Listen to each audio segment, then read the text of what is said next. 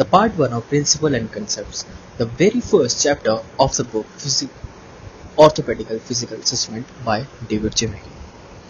So, पहले इस chapter को पढ़ाने से पहले I want to ask or clear few terms for you, so that आगे मैं आपको पढ़ाऊँ आपको चीज़ क्लियर होती जाए.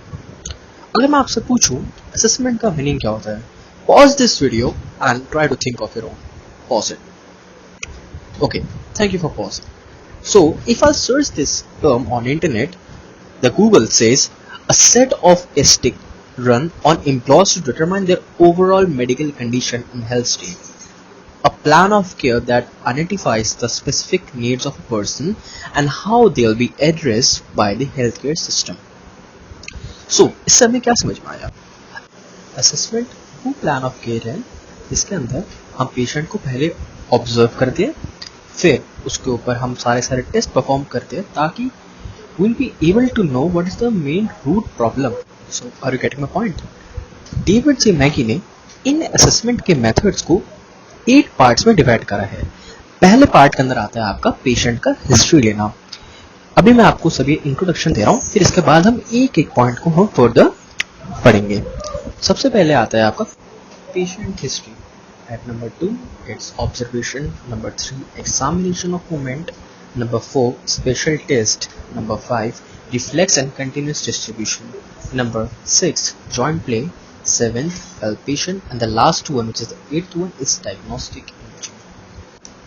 There is one more assessment recording techniques जो कि problem oriented medical records method होते हैं, जिसको हम शॉर्ट में बोलते हैं SOAP, in which S stands for subjective, O for objective, A for assessment and P for plan. It's the most common and the most famous one. Okay, so अब एक word को अब समझते हैं कि इसका मीनिंग क्या है. सब्जेक्टिव वो चीज़ होती है जो कि पेशेंट बताता है कि मेरे को ये प्रॉब्लम आ रही है. The information which is directly obtain from the patient and which is not backed up by any test or scientific terms. Okay, so this is only and purely by the patient's words. Whereas objective का मतलब होता है कोई test के बाद जो चीज़ें हम कंक्लूड करते हैं, that comes under objective. So अभी सब्जेक्टिव ऑब्जेक्टिव समझ में आया. सब्जेक्टिव मतलब जो पेशेंट बोलेगा, पेशेंट की लैंग्वेज होएगा, तो कोई भी टेस्ट के बिना पेशेंट बोल रहा है. ऑब्जेक्टिव के अंदर आएगा जो कि एक टेस्ट के बाद एक जो भी मेडिकल असेसमेंट कर रहा है उसको पता चलेगा. Now A for assessment. Assessment क्या होता है? इन दोनों का ही एक सम होता है, सब्जेक्टिव एंड ऑब्जेक्टिव का. एंड फर्दर इसके अंदर differential diagnosis, conclusion, the reason for the diagnosis, ये सब आता है. एंड ये आता है आपका असेसमेंट के अंदर. And the last is plan के अंदर जो भी हम ट्रीटमेंट फॉलो करेंगे पेशेंट के लिए. सो ये आता हमारा SOAP. अब हम पढ़ेंगे पेशेंट हिस्ट्री. तो पेशेंट हिस्ट्री के अंदर हमें पेशेंट की जो भी मेडिकल रिपोर्ट्स हैं, इंजरी जो भी पास्ट में हुए हैं उन सबको हमें लिखना होता है. For this we should have an efficient and effective communication and we should have a good friendly relationship with the patient और फैमिली मेम्बर्स. सो इसके अंदर जब हम नोट डाउन करते हैं patient history, there are few indications जो कि हम 3 में डिवाइड करते हैं. Red flag, yellow flag and green flag. Red flag, अगर पेशेंट की हिस्ट्री में कुछ भी ऐसी टर्म्स मिले जो कि रेड फ्लैग इंडिकेट करती हैं, विच मीन्स वी शुडंट उसका फिजियोथेरेपी कुछ भी हमें नहीं करनी होती, हमें तुरंत स्टॉप कर देना पड़ता है. Okay, whereas in yellow flag थोड़ा टाइम रुक के फिर हम उसको कर सकते हैं. Whereas in green we can do the treatment. Okay, so red flag में क्या क्या आते हैं? रेड फ्लैग में आता है कैंसर, कार्डियोवैस्कुलर कोई भी डिजीज है, गैस्ट्रोइंटेस्टाइनल कोई भी डिजीज है, कोई मिसलिनियस न्यूरोलॉजिकल डिजीज है. येलो के अंदर क्या क्या आता है? येलो के अंदर आता है आपका बायलेटरल सिम्टम्स, न्यूरोलॉजिकल सिम्टम्स, आपका drop attacks, vertigo, progressive weakness. Okay, so these all comes under yellow flag. In this जब हम क्वेश्चन पूछते हैं, क्वेश्चन क्या पूछते हैं उससे पहले पहुंचने से पहले क्या टाइप के क्वेश्चंस होते हैं. So there are 2 type of question जो हम पेशेंट से पूछते हैं. First is close or direct type and second is open ended questions. Close or direct type के अंदर आता है, इसके अंदर बस एक डायरेक्ट क्वेश्चन होता है, इसका आंसर येस और नो में खत्म होता है. Whereas ओपन एंडेड क्वेश्चंस के अंदर काफ़ी सारी इन्फॉर्मेशन हम पेशेंट से पूछता है, वो हमको इन्फॉर्मेशन बताता है. Okay, open ended question ask for narrative information, closed or direct question ask for specific information.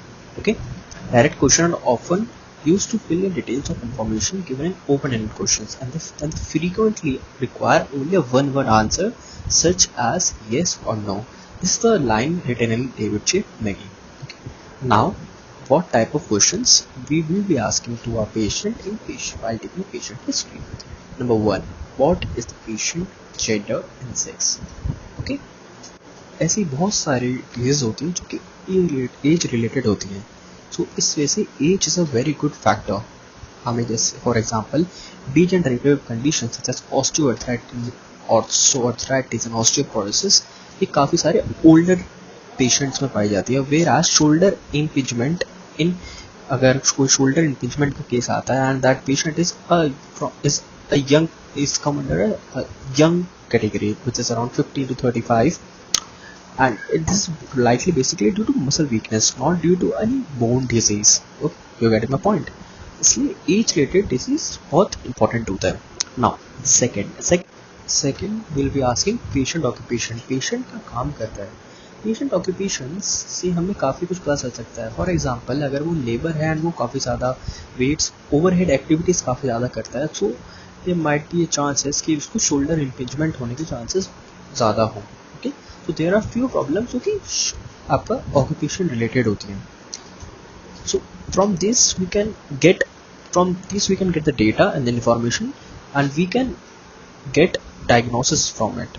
फिर आता है third, why patient come for help. In this will be asking chief complaint and history of present illness.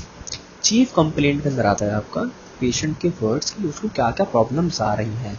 In this हमें इस पूरे column के अंदर सिर्फ patient के ही वर्ड्स लिखने होते हैं. अगर पेशेंट बोल रहा है मेरे को खड़े होने प्रॉब्लम होती है, I have shoulder pain while doing overhead activities, तो सारे के सारे आपका चीफ कंप्लेंट्स में आती हैं. Number 4 is mechanism of injury. In this patient को चोट कैसे लगी, उसकी इंजरी कैसे हुई, इसके अंदर ये सब आता है. सो इससे पता लग सकता है कि एंटीरियर डिस्लोकेशन होने के चांसेस है, पोस्टीरियर डिस्लोकेशन होने के चांसेस है. फिर एंटीरियर डिस्लोकेशन के चांसेस है, देन कौन से नर्व इम्पिंज हो सकती है, कौन सी मसल्स के अंदर डैमेज आया होगा. So we can get data from here. अब now what is the type of pain, की ऑनसेट कैसा होता है, एकदम स्लोली हो रहा है तो सडन होता है पेन, जो भी होता है पेन होता है कंटिन्यूस होता है, कैसे होता है. इसके अंदर हमें फिफ्थ के अंदर ये पूछना होता है, onset of the pain. Now number 6. So in number 6 हम पेशेंट से पूछेंगे what are the symptoms that bother the patient, और इसका हम और द अफेक्टेड एरिया. तो इसमें हम पूछेंगे कि the pain is radiating type or it's local type or diffuse type. Now in my next video मैं पूरा पेन के बारे में ही पूरी वीडियो बनाऊंगा. What are the type of pain, radiating pain, diffuse pain, local pain. In there I'll be explaining this term very briefly. Okay, so we'll be skipping this part and we'll be going forward to the next question. We'll be asking patient what are the exact movements or activities that cause pain. In this we'll be asking him कि आपकी कौन सी चीज़ करने से आपका pen बढ़ता है, कौन सी activities करने से आपका पेन बढ़ता है, और कौन सी एक्टिविटीज़ करने से आपका पेन के अंदर रिलीफ मिलता है. तो इससे हमें एग्रावेटिंग एंड रिलीविंग फैक्टर्स हमें पता लग जाएंगे पेशेंट के. Now the 9th question, how long the problem has existed. इसके अंदर हमें पता लगेगा इस द प्रॉब्लम इज एक्यूट और chronic. 10th question, has the condition occurred before. ये प्रेजेंट इलनेस के अंदर ही आएगा, इन विच हम पेशेंट से पूछेंगे कि ये प्रॉब्लम आपको लाइफ में पहले कभी पास्ट में आई है या नहीं आई. So that's it for today's video. Next time onwards, my videos will be a little longer, and in my next video, I'll be completing what are the type of pain, vast scale, numerical scale. Thank you for watching. If you like my content, please share, comment, and subscribe to my channel. Thank you.